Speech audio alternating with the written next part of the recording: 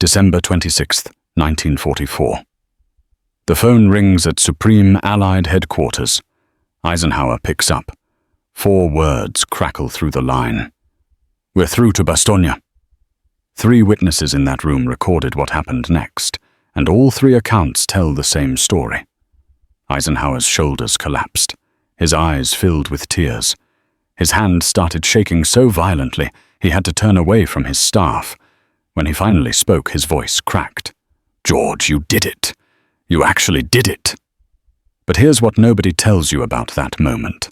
What Eisenhower wrote in his private diary that same night revealed something about leadership that changes everything you think you know about managing difficult genius. This is that story. Because 6 days earlier, Eisenhower had made a bet that could have ended both their careers. A bet everyone said was impossible. A bet that required him to trust the one general who had betrayed his trust more than anyone else. December 19th, 1944. Eisenhower calls an emergency meeting at Verdun. The room feels like a tomb. German panzers have just torn through the Ardennes forest, creating the largest German offensive since 1940. American lines are shattered. At the center of this disaster sits Bastogne. 7 roads meet there. If those roads fall, the Germans split Allied armies in half. All that stands between them and victory is the 101st Airborne, completely surrounded, freezing, running out of ammunition.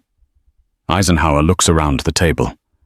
Who can attack north to relieve Bastogne, and when can you do it? Silence. Generals calculate logistics. They're thinking weeks.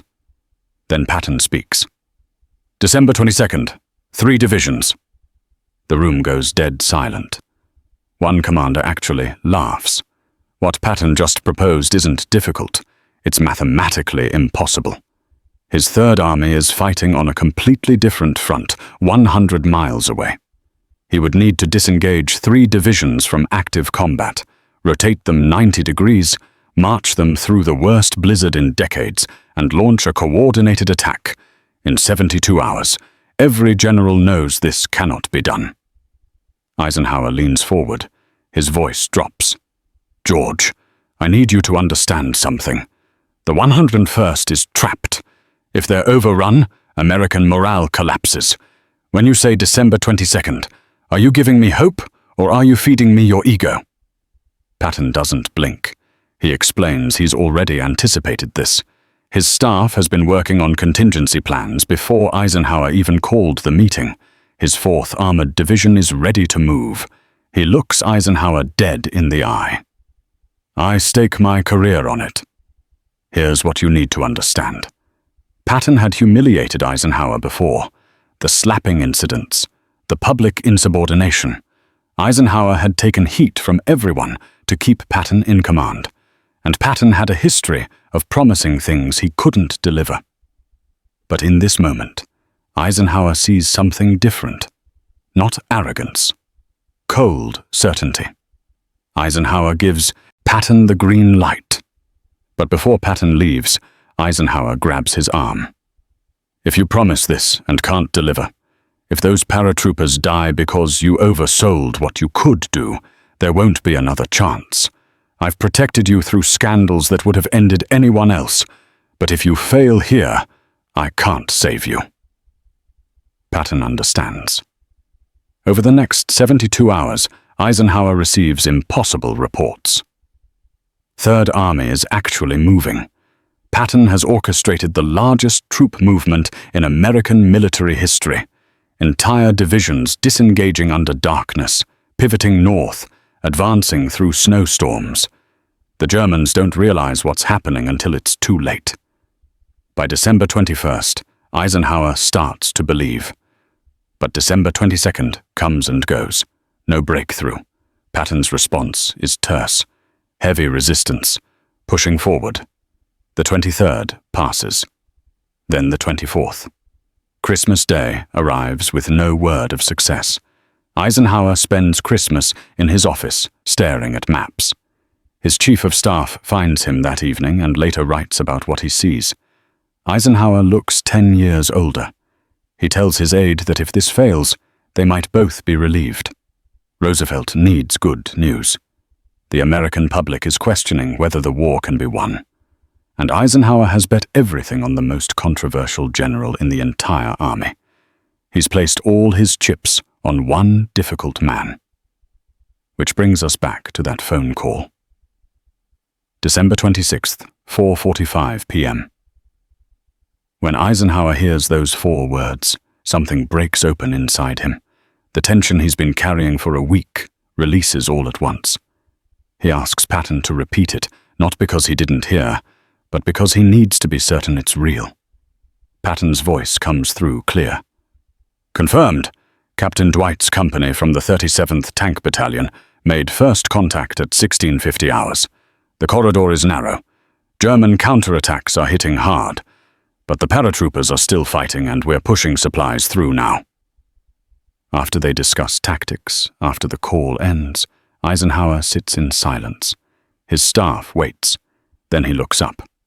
Gentlemen, George Patton has just accomplished something I wasn't certain any human being could accomplish. He promised December 22nd. He delivered December 26th. In these conditions, that's close enough to miraculous. Then Eisenhower does something his staff almost never sees. He smiles, a genuine, broad smile. But what he writes privately that night reveals the real story. Eisenhower sends a personal note to Patton. George, congratulations on a brilliant operation, brilliantly executed. Your planning, your army's execution, and your personal leadership made the difference. I am proud of what Third Army accomplished. Then comes the turn. However, I want to be clear. This does not erase previous issues or give license for future insubordination. You've proven what you can do when you follow orders. Continue doing that, and there's no limit to what you can achieve. It's praise, wrapped in warning, admiration tempered with authority. But that's the public record. What Eisenhower writes in his private diary that night, words he never intended anyone to see, that's where the real truth lives. Patton exhausts me. Managing him requires more energy than managing 3 normal commanders. But what he accomplished at Bastogne justified every frustration, every scandal, every moment I wanted to relieve him. The paratroopers owe their lives to George's speed and aggression. This battle might have been catastrophic without his response. I cannot fire a man who saves battles. I cannot even reprimand him when he's just proven his methods work. This is the impossible position George puts me in. He's right too often for me to change him, but difficult too often for me to enjoy working with him. Think about that. The man who drives him crazy is also the man he can't function without. The man who causes the most problems also solves the biggest problems. That's the paradox of managing difficult genius. In a letter to his wife Mamie, Eisenhower gets even more personal. I've spent so much time being frustrated with George that I sometimes forget why I keep him in command. Bastogne reminded me. When the situation seems impossible, George delivers. I don't know if any other general could have done what he did. That's simultaneously reassuring and concerning. Am I too dependent on one difficult man? That question haunts every leader who's ever managed someone brilliant but problematic. To General Marshall, Eisenhower admits something remarkable. Patton's execution was flawless. However, his ability to anticipate this crisis and prepare contingency plans before the offensive even began raises questions. He was right, and we were wrong. Patton had prepared for a German offensive nobody else saw coming. He'd anticipated the crisis before it happened. He'd built plans while everyone else was blind. And he was right. Eisenhower is admitting his most difficult subordinate had better strategic instincts than the entire Supreme Command. That's a hard thing for any leader to admit. The Bastogne relief changed everything between them. It established a new foundation built on proven capability instead of potential. In January 1945, Eisenhower holds a commanders' conference and makes a statement that shocks everyone. General Patton's relief of Bastogne represents one of the outstanding operational achievements of this war. Other commanders should study this operation. Eisenhower had always been reluctant to hold up Patton as a model given his controversies, but Bastogne earned him that recognition. However, in a private meeting with Patton in February, Eisenhower tells him something profound. "George, Bastogne brought you credibility that will last the rest of this war. Don't waste it. You've proven you can do the impossible when it matters. Now prove you can follow orders when they don't suit your preferences." For the rest of the whole European campaign, Eisenhower gives Patton more operational freedom than any other commander. Because he learned something crucial. Patton performs best when given clear objectives and room to execute. Third Army goes on to liberate more territory and capture more enemy soldiers than any other American army in Europe. Years after the war, when Eisenhower writes his memoir, he dedicates space to this moment. General Patton's relief of Bastogne vindicated my decision to retain him despite numerous controversies. His rapid movement of 3 divisions through terrible weather demonstrated operational excellence at the highest level. That's the official history. But in private correspondence, when Eisenhower is an old man looking back, he reveals the emotional truth. "George and I had a complicated relationship. He frustrated me constantly. But when I got that phone call on December 26, 1944, hearing those 4 words, all the frustrations didn't matter. George had saved those paratroopers and possibly saved the entire Ardennes campaign. That's what I remember most clearly. Not the controversies, but the moment when he delivered exactly when it mattered most. Because that's the real lesson of that phone call. It wasn't just about tactics or strategy. It was about what happens when a leader has to bet everything on someone difficult.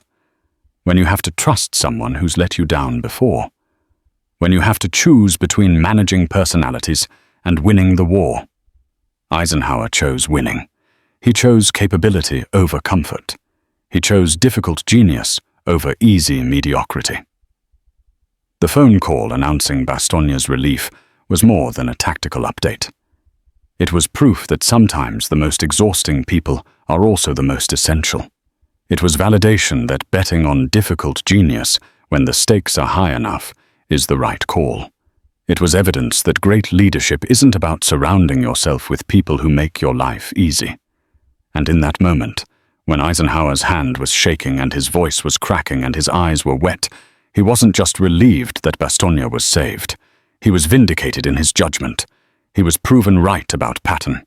All the headaches, all the times he wanted to fire George and didn't, it was all worth it.